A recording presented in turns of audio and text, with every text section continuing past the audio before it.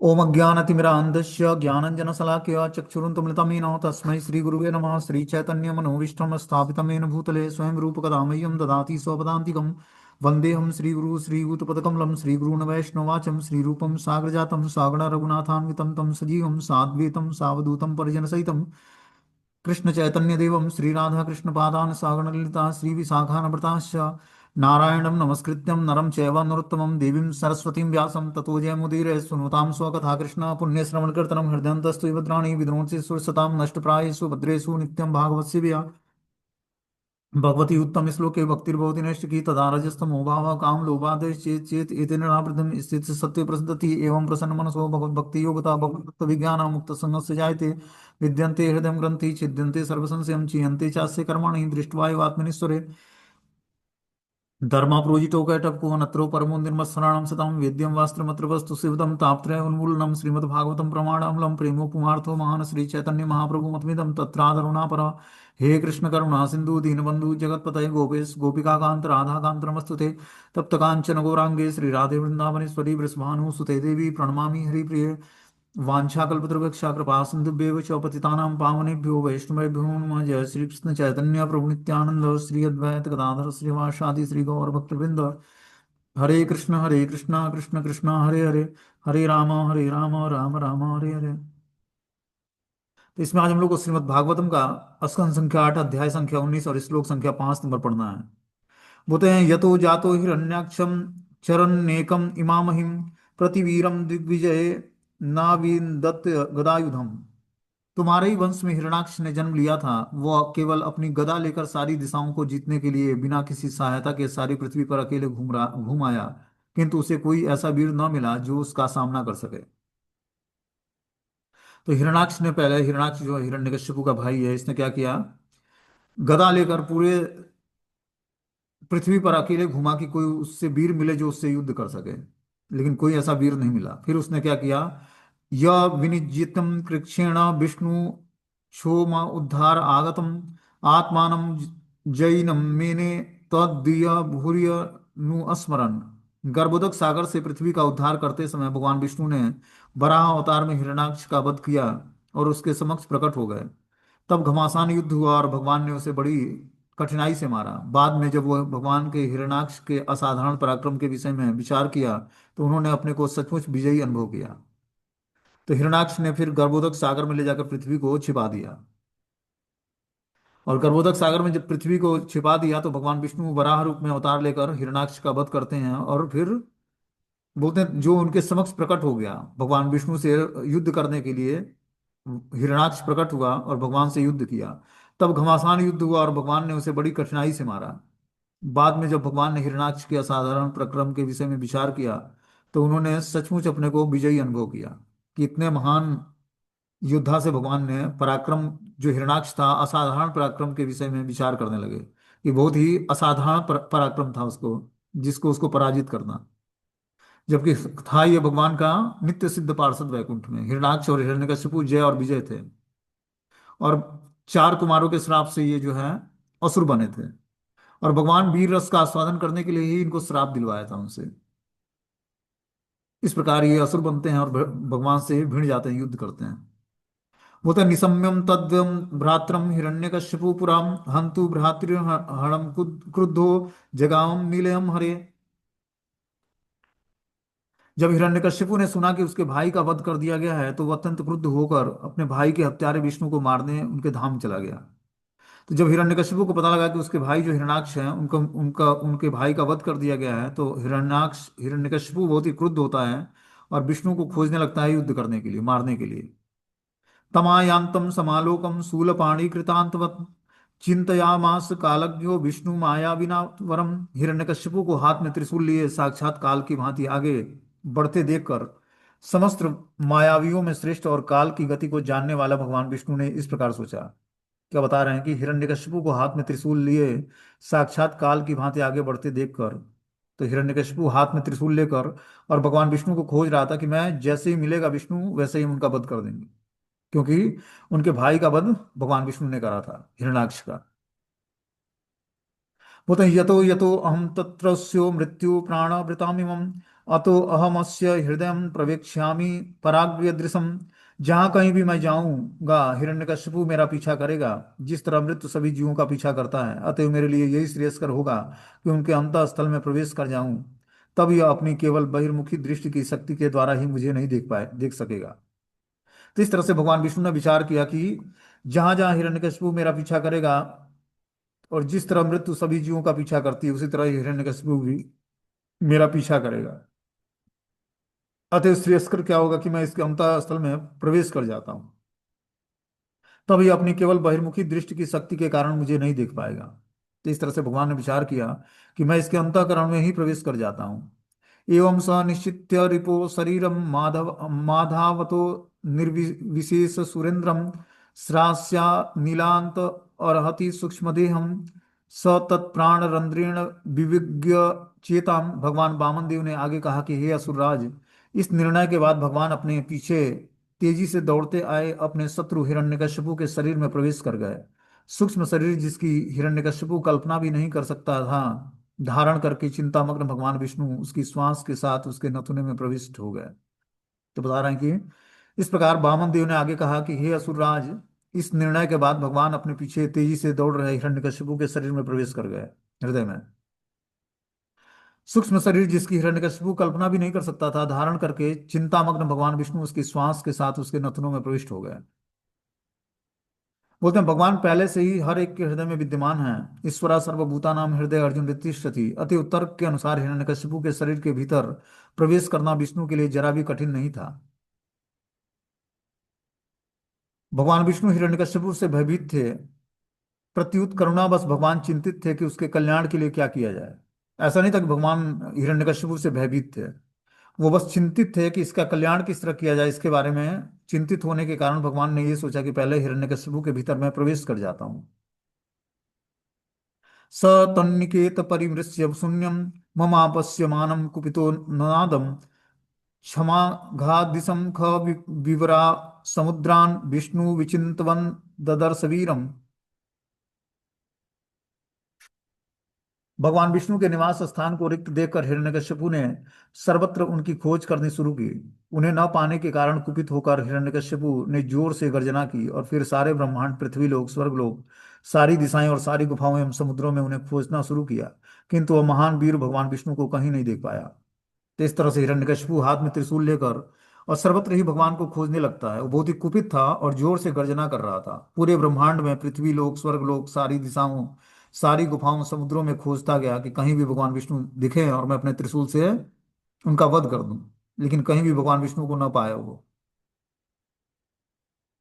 बोलते हैं अपश्यनिति होवाच मया विष्टम इदम जगत भ्रातृहा में गतो नूनम ययो नावर्तते पुमान। उन्हें न देखकर हिरण्यकशिपु ने कहा कि मैंने सारा ब्रह्मांड छान मारा है, किंतु अपने भाई के हत्यारे विष्णु को मैंने कहीं भी नहीं पाया है। अतएव अवश्य ही वह ऐसे जगह चला गया है जहां से कोई लौट कर नहीं आता है। तब उसने अंत में डिसाइड क्या किया कि लगता है भगवान वो विष्णु जो है ऐसे जगह चला गया है जहां से कोई लौट के नहीं आता है। वो भगवान तो समझता नहीं था भगवान विष्णु को। तो उसने निर्णय किया, जब पूरा ब्रह्मांड छान मारा तो कहीं भी उसके भाई के हत्यारे विष्णु को नहीं पाया, तो उसने ये निर्णय लिया कि लगता है कि अब वो ऐसे जगह लौट गया है जहां से कोई वापस नहीं आता, मतलब उन्होंने शरीर त्याग दिया है। तात्पर्य में लिखते हैं कि नास्तिक लोग बौद्ध दर्शन के इस निर्णय के अनुयायी होते हैं कि मृत्यु के साथ ही सब कुछ समाप्त हो जाता है। नास्तिक होने के कारण हिरण्यकशिपु ने इसी तरह सोचा कि चूंकि उसे भगवान विष्णु नहीं दिख पाए थे, अतः उसने सोचा यही कि वे मर गए हैं। आज भी बहुत से लोग इसी विचारधारा के ही हैं कि ईश्वर मृत है, लेकिन ईश्वर कभी भी मृत नहीं होते। यहाँ पर जीव भी जो ईश्वर का अंश है कभी मरता नहीं है। न जायते मृत्यु कदाचिन। आत्मा का न तो कभी जन्म होता है न मृत्यु होती है। यह भगवत गीता का कथन है। यहाँ तक कि सामान्य जीव भी न कभी जन्म लेता है न मरता है। तो फिर उस भगवान के विषय में क्या कहा जाए जो समस्त जीवों के स्वामी हैं। निश्चय ही वे न तो कभी जन्मते हैं न मरते हैं। तो बता रहे हैं कि जो है, जो नास्तिक प्रकृति का व्यक्ति होता है वो भगवान के अस्तित्व को स्वीकार नहीं करता है। आज भी बहुत से लोग इसी विचारधारा में ईश्वर मृत हैं, लेकिन ईश्वर कभी मृत नहीं होते हैं। यहाँ तक कि जीव भी ईश्वर का अंश है, वो भी कभी मरता नहीं है। ठीक है ना। शरीर त्याग करके नए शरीर में आत्मा प्रवेश कर जाती है और आत्मा भगवान का अंश है। तौन सोने के कारण आत्मा भी कभी मरती नहीं है। न जायते मृते वा कदाचिन, आत्मा का न तो कभी जन्म होता है न मृत्यु होती है, यह भगवत गीता का कथन है।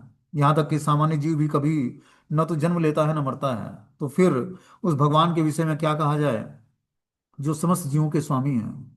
निश्चय ही वे न तो कभी जन्मते हैं न मरते हैं। आगे बता रहे कि वैरानुबंधम एतावानम मृत्यु देहिनाम अज्ञान प्रभो मन्यु ह मानो पबृहत। भगवान विष्णु के प्रति हिरण्यकशिपु का क्रोध उसकी मृत्यु तक बना रहा। देहात्म बुद्धि वाले अन्य लोग केवल मिथ्या अहंकार तथा अज्ञान के प्रबल प्रभाव के कारण क्रोध बनाए रखते हैं। तो बता रहे हैं यहाँ पर कि भगवान विष्णु के प्रति हिरण्यकशिपु का जो क्रोध था उसकी मृत्यु तक बना रहा। वो मृत्यु पर्यंत भगवान विष्णु से द्वेष करता था कि हमारे भाई का इसने वध किया है, विष्णु ने।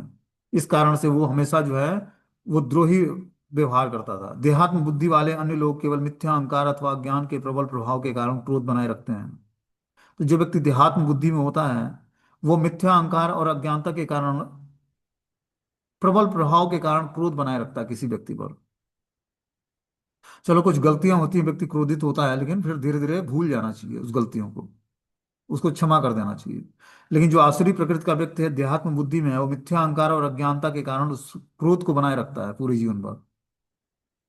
सामान्य रूप से यह कहा जाता है कि बद्ध जीव यद्यपि क्रूर हो जाए तो उसका क्रुद्ध हो जाए तो उसका क्रोध शाश्वत न होकर क्षणिक होता है। ऐसे अज्ञान के कारण है। किंतु हिरण्यकशिपु विष्णु के प्रति अपनी शत्रुता एवं अपने क्रोध को आमरण बनाए रखा। वह विष्णु से बदला लेने की प्रवृत्ति को कभी नहीं भूल पाया, क्योंकि उन्होंने उसके भाई का को मारा था। देहात्म बुद्धि से ग्रस्त अन्य लोग अपने शत्रुओं पर क्रुद्ध रहते हैं, लेकिन भगवान विष्णु पर नहीं। किंतु हिरण्यकशिपु लगातार क्रुद्ध रहा। वह न तो केवल मिथ्या प्रतिष्ठा के कारण अपितु निरंतर शत्रुता के कारण विष्णु के प्रति क्रुद्ध था। तो इस प्रकार बता रहे कि मिथ्या प्रतिष्ठा के कारण निरंतर शत्रु का भाव रखता था भगवान विष्णु के प्रति, और हमेशा क्रुद्ध रहता था उनके नाम से। पिता प्रहलाद पुत्रस्ते त्वद्विदा द्विजवत्सलम स्वामायु द्विजालिंगो लिंगोभ्यम देवभ्यो दास्त्य याचितः। तुम्हारे पिता विरोचन जो महाराज प्रहलाद महाराज के पुत्र हैं, ब्राह्मणों के प्रति अत्यंत स्नेहिल थे। यद्यपि वे भली भांति जानते थे कि ब्राह्मणों का वेश धारण करके देवतागण उनके समक्ष आए हैं, किंतु उनके मांगने पर उन्होंने उसे अपनी आयु दे डाली। क्या बता रहे हैं कि जो बलि महाराज के पिता थे विरोचन जी, वो प्रहलाद महाराज के पुत्र थे। प्रहलाद महाराज के पुत्र विरोचन और विरोचन के पुत्र बलि महाराज थे। बोलते हैं तुम्हारे पिता हे बलि, जो तुम्हारे पिता थे विरोचन, वो महाराज प्रहलाद के पिता पुत्र थे, ब्राह्मणों के प्रति अत्यंत स्नेहिल थे। ब्राह्मण से बहुत ही स्नेह रखते थे वो। यद्यपि वे भली भांति जानते थे कि ब्राह्मणों का वेश धारण करके देवता उनके समक्ष आए हैं, किंतु उनके मांगने पर उन्होंने अपनी आयु दे डाली थी।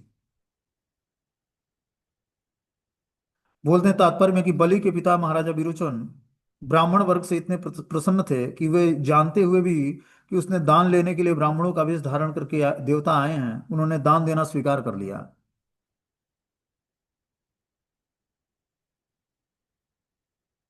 आगे बता रहे कि भवाना चरिता धर्मान ना स्थितो गृह में दिवी ब्रह्मणे पूर्वजे सूर्य अन्य चोदाम कीर्ति भी।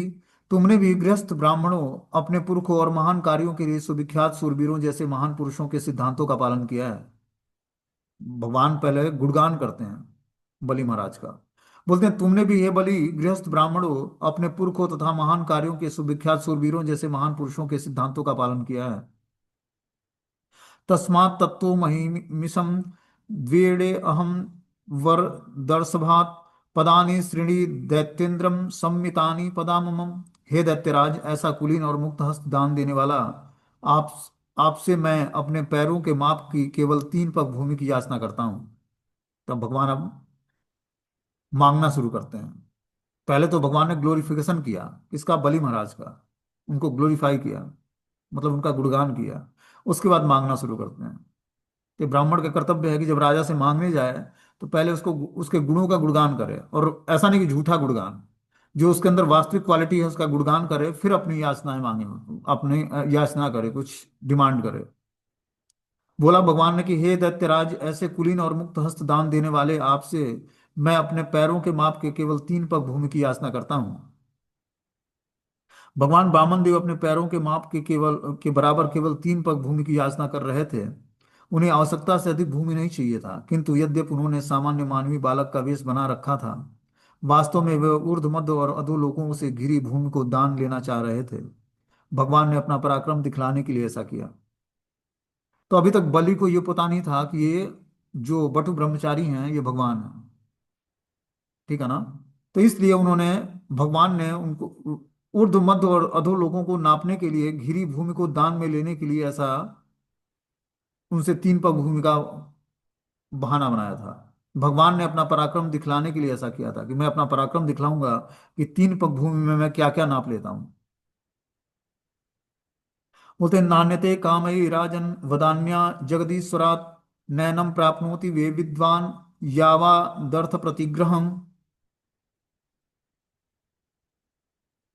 हे समग्र ब्रह्मांड के नियामक राजा, यद्यपि आप अत्यंत उदार हैं और जितनी भूमि चाहूं मुझे दे सकते हैं, किंतु मैं आपसे अनावश्यक वस्तु नहीं मांगना चाहता। यदि कोई विद्वान ब्राह्मण अन्यों से अपनी आवश्यकता अनुसार दान लेता है तो वह पापपूर्ण कर्मों में नहीं फंसता है। देखो क्या बात बोलते हैं कि हे समग्र ब्रह्मांड के नियामक राजा बलि, यद्यपि आप अत्यंत उदार हैं, सब कुछ देने में समर्थ हैं, जितनी भूमि चाहो मुझे आप दे सकते हैं, किंतु मैं आपसे अनावश्यक वस्तु नहीं मांगता हूँ। यदि कोई विद्वान ब्राह्मण अन्यों से अपनी आवश्यकता से अधिक दान मांगता है तो वह पापपूर्ण कर्मों में फंस जाता है। इसीलिए आवश्यकता अनुसार ही हमें दान स्वीकार करना चाहिए, कोई दान लेता भी है तो। कोई ब्राह्मण या सन्यासी अन्यों से दान मांग सकता है, किंतु यदि वह आवश्यकता से अधिक लेता है तो वह दंडनीय है। कोई भी व्यक्ति आवश्यकता से अधिक भगवान की संपत्ति का उपभोग नहीं कर सकता। भगवान वामनदेव अत्यंत अप्रत्यक्षतः बलि महाराज को इंगित कर रहे थे कि उसके पास आवश्यकता से अधिक भूमि है। भौतिक जगत में सारे क्लेश अपव्यय के कारण है। मनुष्य अंधाधुंध धन एकत्र कर लेता है और इसका वह अपव्यय भी करता है। ऐसा कार्यकलाप पापपूर्ण है। सारी संपत्ति भगवान की है और सारे जीव भगवान की संतान होने के कारण अपने परम पिता की संपत्ति का उपयोग करने के अधिकारी हैं। किंतु कोई आवश्यकता से अधिक नहीं ले सकता है। इस सिद्धांत का पालन ब्राह्मण या सन्यासियों को विशेष रूप से करना चाहिए कि जो ब्राह्मण है और सन्यासी है उसको भगवान की संपत्ति का उतना ही उपयोग करना चाहिए जितने की आवश्यकता है, नहीं तो वो अपने ब्राह्मणत्व पद और सन्यास पद से नीचे गिर जाएगा। इस तरह वामन देव एक आदर्श याचक थे, क्योंकि उन्होंने केवल 3 पग भूमि मांगी थी और उनके पगों में तथा एक सामान्य व्यक्ति के पगों में अंतर था। कि भगवान वामन देव के पग में और एक सामान्य व्यक्ति के पग में अंतर होता है। भगवान अपने अचिंत पराक्रम से अपने पाद चाप को असीम माप से सारे ब्रह्मांड को घेर सकते हैं, जिसमें ऊर्ध्व अधो और मध्य लोक भी सम्मिलित हैं। तो यहाँ पर बता रहे हैं कि जो भगवान अपने पद चाप मतलब पाद से पैरों से ऊर्ध्व मध्य और अधोलोकों को भी नाप सकते हैं एक बार में। अब इस पर श्री बलिरः उवाच, बलि महाराज क्या बोलते हैं। अहो ब्रह्मणा दायादम वाचस्थे वृद्ध सम्मताम तम बालो बाली सम्मति स्वार्थम प्रतिबुद्धो यथा। बलि महाराज ने कहा कि हे ब्राह्मण पुत्र, तुम्हारे उपदेश विद्वान तथा वयोवृद्ध पुरुषों जैसे हैं। तो बलि महाराज बोलना शुरू करते कि हे ब्राह्मण पुत्र, आपके जो उपदेश हैं वो विद्वान तथा वयोवृद्ध पुरुष जैसे हैं। कि आप जो उपदेश दे रहे हो तो विद्वान जैसा है, और वयोवृद्ध जैसे आदेश देते हैं जो पुराने घर के सदस्य होते हैं, वृद्ध, वैसे आप बातें कर रहे हो। तो भी अभी तुम बालक हो और तुम्हारी बुद्धि अल्प है, अतएव तुम्हें अपने हित की पूरी तरह से ज्ञान नहीं है। तुम्हारा हित किसमें है। बोलते हैं भगवान अपने में परिपूर्ण है, अतः उन्हें अपने स्वार्थ के लिए वास्तव में कुछ भी नहीं चाहिए। अतः भगवान वामन देव बलि महाराज से के पास स्वार्थ साधन के लिए नहीं गए थे। जैसा कि भगवत गीता में कहा गया है कि भोक्तारम यज्ञ तपसाम सर्वलोक महेश्वरम। भगवान इस लोक में तथा स्वर्गलोक के सभी लोकों के स्वामी हैं, भला उन्हें भूमि की क्या आवश्यकता। बलि महाराज ने ठीक ही कहा कि वामन देव को अपने हित के लिए तनिक भी बुद्धि से काम नहीं ले रहे हैं। वामन देव अपने स्वार्थ के लिए नहीं अपितु अपने भक्तों के कल्याण के लिए बलि महाराज के पास गए थे। तो बता रहे हैं कि भगवान अपने आप में पूर्ण है, अतः उन्हें अपने स्वार्थ के लिए वास्तव में कुछ भी नहीं चाहिए।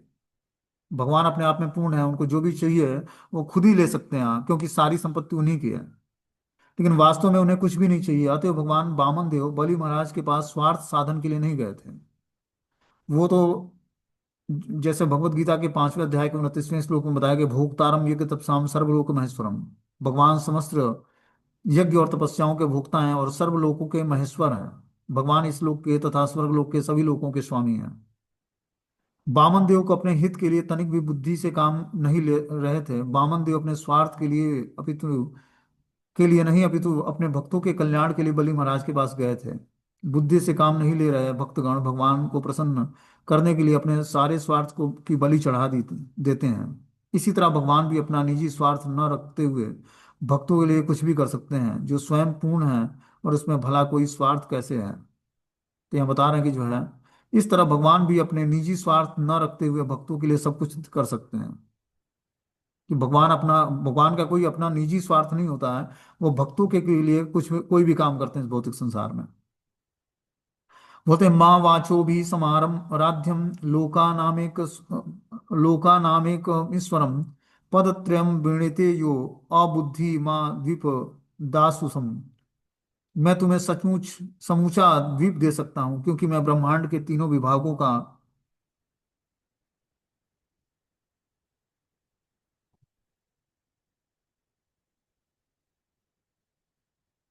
स्वामी हूँ। तुम मुझसे कुछ लेने आए हो और तुमने मुझे अपने मधुर वचनों से संतुष्ट किया है, किंतु तुम केवल 3 पग भूमि मांग रहे हो, अतएव तुम मुझे अधिक विद्वान नहीं लगते हो।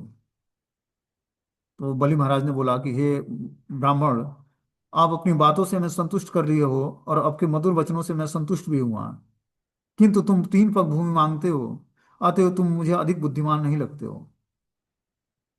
वैदिक ज्ञान के अनुसार समग्र ब्रह्मांड शून्य का सागर है। उस सागर में असंख्य लोक हैं और इनमें से प्रत्येक लोक एक द्वीप कहलाता है। जब बामन देव बलि महाराज के से भिक्षा मांगने गए तो सभी द्वीप वास्तव में उनके अधिकार में था। बलि महाराज बामन देव के स्वरूप को देखकर अत्यंत प्रसन्न हुए और वो मुंह मांगी भूमि देने को तैयार थे। लेकिन जब बामन देव ने केवल 3 पग भूमि मांगी तो बलि महाराज ने सोचा कि वे अधिक बुद्धिमान नहीं हैं। तो इस तरह से बामन देव के द्वारा डिमांड हुआ बस 3 पग भूमि के लिए। तो बलि महाराज ने यह सोचा कि ये अधिक बुद्धिमान ब्राह्मण नहीं है, क्योंकि ये मुझसे कोई द्वीप मांग सकता था या कोई गांव या कोई नगर मांग सकता था, लेकिन बस 3 पग भूमि इसने मांगा मुझसे। न पुमान मामुपव्रज्यम भूयो याचित मर्हति तस्माद्विकरी भूमि वटो कामम प्रतीक्ष में। हे बालक, जो एक बार कुछ मांगने के लिए मेरे पास आता है उसे अन्यत्र कुछ भी मांगने की आवश्यकता नहीं रहती है। अतएव चाहो तो तुम मुझसे उतनी भूमि मांग सकते हो जिससे कि तुम्हारा जीवन यापन संबंधी आवश्यकता पूरी हो सके। 1 मिनट रुको, चलिए।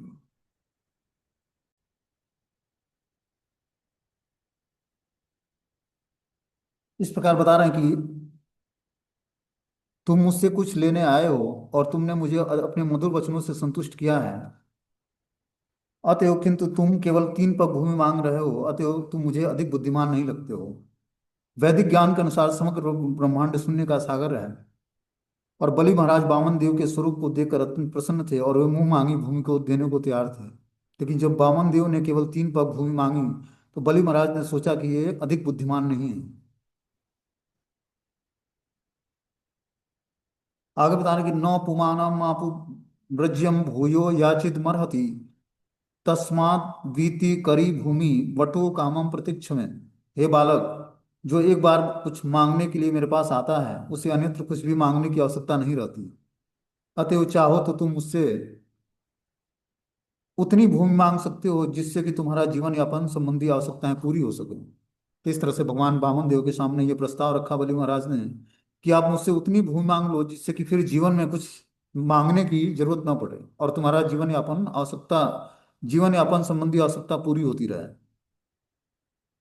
इस पर आगे श्री भगवान ने बोले कि श्री भगवान उवाच यावन्तो विषया पृष्ठा स्त्रीलोक्याम जितेन्द्रियम न शक्नुवन्ति ते सर्वे प्रतिपूरयितुं नृपः। भगवान ने कहा, हे राजन, जिस मनुष्य की इंद्रियां वश में नहीं है उसे तीनों लोकों में इंद्रियों को तृप्त करने के लिए जो कुछ भी है संतुष्ट नहीं कर सकता है। कि हे राजन, जिस मनुष्य की इंद्रियां बस में नहीं है उसे तीनों लोकों में इंद्रियों को तृप्त करने के लिए कुछ भी दे दिया जाए तो वो संतुष्ट नहीं होगा। भौतिक जगत वह माया है जो जीवों को आत्म साक्षात्कार के मार्ग से विचलित करती है। इस संसार का प्रत्येक व्यक्ति अपनी इंद्रिय तृप्ति के लिए अधिक से अधिक वस्तुएं पाने के लिए लालायित रहता है, किंतु वास्तव में जीवन का उद्देश्य इंद्रिय तृप्ति न होकर आत्म साक्षात्कार है। अतएव जो लोग इंद्रिय तृप्ति के प्रति अत्यधिक आसक्त हैं उन्हें अष्टांग योग पद्धति का अभ्यास करने की सलाह दी जाती है, जिसमें यम नियम आसन प्राणायाम प्रत्याहार आदि सम्मिलित हैं। इस प्रकार से इंद्रियों को वश में किया जा सकता है। इंद्रियों को वश में करने का उद्देश्य मनुष्य को जन्म मरण के चक्र में पड़ने से रोकना है। बोलते हैं भौतिक जगत वह माया है जो जीवों को आत्म साक्षात्कार के मार्ग से विचलित कर देती है। और जो व्यक्ति भौतिक संसार में है, जो जीवात्मा है, उसको आत्म साक्षात्कार से मार्ग से विचलित करने वाला भौतिक जगत है ये। इस संसार का प्रत्येक व्यक्ति अपनी इंद्रिय तृप्ति के लिए अधिक से अधिक वस्तुएं पाने के लिए लालायित रहता है। इस भौतिक संसार में हर व्यक्ति अपनी इंद्रियों को तृप्त करने के लिए अधिक से अधिक वस्तु पाने के लिए लालायित रहता है, किंतु वास्तव में जीवन का उद्देश्य इंद्रिय तृप्ति न होकर आत्म साक्षात्कार है।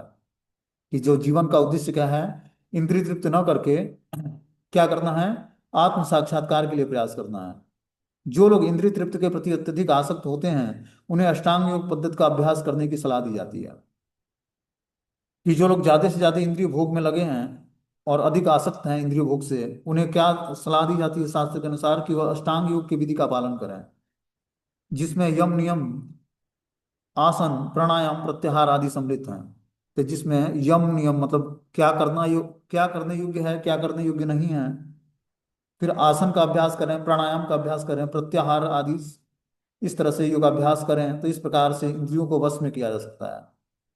इंद्रियों को वश में करने का उद्देश्य मनुष्य को जन्म मरण के चक्र में पड़ने से रोकना है। जैसा कि ऋषभ देव ने कहा है कि नूनम प्रमत्तम कुरुते विकर्मम यदेन्द्रियम प्रियतम आपृणोति न साधुमन्ये यत आत्मनो अयम आसन्नपि क्लेशद आस देहम।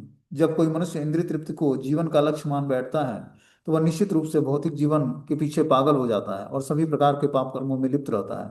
वह नहीं ये नहीं जानता कि विगत दुष्कर्मों के परिणाम स्वरूप ही उसे शरीर प्राप्त हुआ है, जो क्षणिक होते हुए भी उसके दुख का कारण है।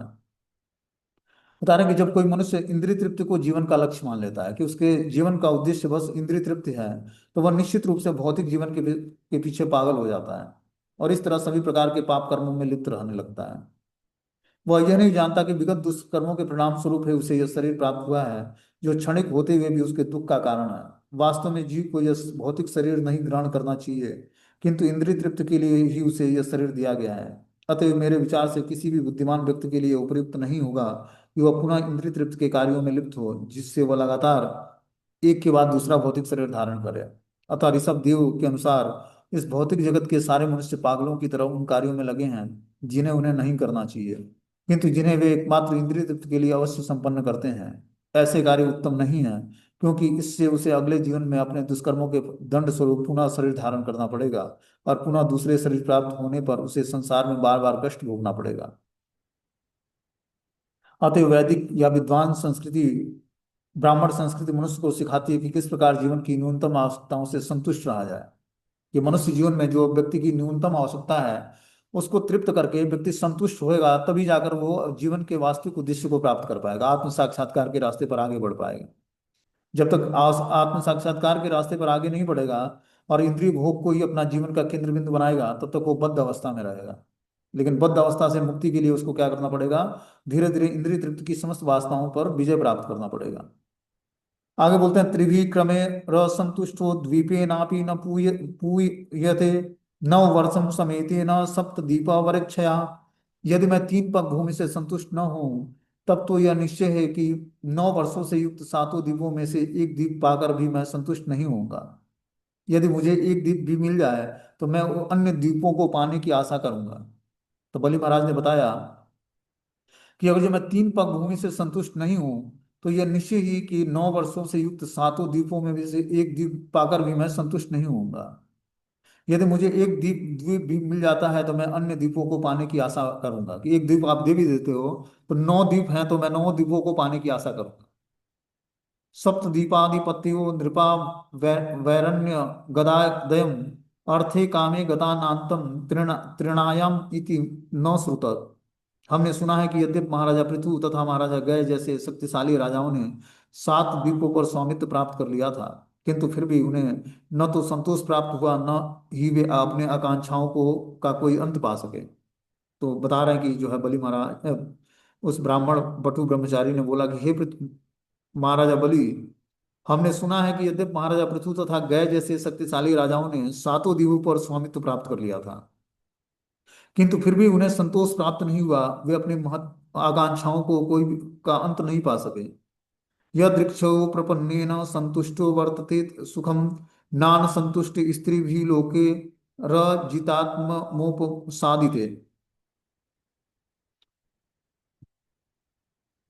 मनुष्य को अपने प्रारब्ध से जो कुछ मिलता है उससे संतुष्ट रहना चाहिए, क्योंकि असंतोष से कभी भी सुख प्राप्त नहीं होता। जो व्यक्ति आत्म संयमी नहीं है वह तीनों लोकों को पाकर भी सुखी नहीं हो सकता। तो बता रहे हैं यहाँ पर कि मनुष्य को अपने प्रारब्ध से जो कुछ भी मिलता है उसी से संतुष्ट रहना चाहिए, क्योंकि असंतोष से कभी भी सुख प्राप्त नहीं होता है। जो व्यक्ति आत्म संयमी नहीं है वह तीनों लोकों को पाकर भी सुखी नहीं हो सकता है। यदि सुखी जीवन का लक्ष्य है तो प्रारब्ध से जो पद प्राप्त होता है उसी से मनुष्य को संतुष्ट रहना चाहिए, कि प्रारब्ध में जो सुख लिखा है उतने सुख हमें मिलेगा, तो उसी से व्यक्ति को संतुष्ट रहना चाहिए। प्रहलाद महाराज ने भी यही आदेश दिया है कि सुखम इंद्रियकम दैत्याम देह योगेन देहिनाम सर्वत्र लभ्यते देवात् या यथा दुखम अत्यंत नत। हे दैत्यो मित्रों, देह स्पर्श के द्वारा इंद्रिय विषयों से अनुभव किया जाने वाला सुख जीवन के किसी भी रूप में अपने पूर्व कर्मों के अनुसार प्राप्त किया जा सकता है। ऐसा सुख बिना किसी प्रयास के स्वतः प्राप्त हो जाता है। जिस प्रकार की हमें दुख प्राप्त होता है, सुख प्राप्ति के संबंध में यह विचारधारा बिल्कुल नहीं सही नहीं है। असली सुख का वर्णन भगवत गीता के 6 अध्याय के 21वें श्लोक में बोला गया है कि सुखम आत्यांतिकम यद्यत बुद्धि ग्राहमतीन्द्रियम वेति यत्र न चेवाय स्थिर चलति तत्वतः। आध्यात्मिक रूप से हर्षमय स्थिति में मनुष्य असीम दिव्य सुख में रहता है और दिव्य इंद्रियों के द्वारा उसका भोग करता है। इस प्रकार स्थापित हो जाने पर फिर वह सत्य से कभी दूर नहीं होता है। मनुष्य को सुख की अनुभूति परा इंद्रियों से करनी चाहिए। परा इंद्रिय भौतिक तत्वों से बनी इंद्रियां नहीं होती। हम में से प्रत्येक व्यक्ति आध्यात्मिक प्राणी है और प्रत्येक व्यक्ति व्यष्टि देही है। इस समय हमारी इंद्रियां भौतिक तत्वों के से आच्छादित है, और अज्ञान के कारण आच्छादित करने वाली इन इंद्रियों को हम अपने वास्तविक इंद्रिय मान लेते हैं। किंतु अपनी वास्तविक इंद्रियों तो भौतिक आवरणों के भीतर है। देहिनो अस्मिन यथा देह, भौतिक तत्व से आवरण के भीतर आध्यात्मिक इंद्रियां होती हैं। इस प्रकार बता रहे हैं कि जो है, और जो मैं आध्यात्मिक रूप से हर्षमय स्थिति में मनुष्य असीम दिव्य सुख प्राप्त करता है,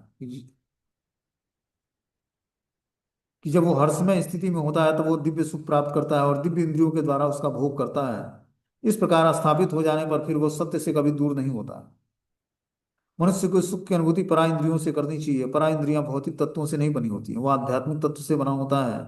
और वो हमारी इंद्रिय भौतिक तत्वों के से आच्छादित होती है, और अज्ञान के कारण आच्छादित करने वाली इन इंद्रियों को हम अपने वास्तविक इंद्रिय मान लेते हैं, कि जो हमें अज्ञानता के कारण आच्छादित कर देती है उसी को हम अपने वास्तविक इंद्रिय मान लेते हैं। किंतु अपनी वास्तविक इंद्रियों तो भौतिक आवरण के भीतर होता है।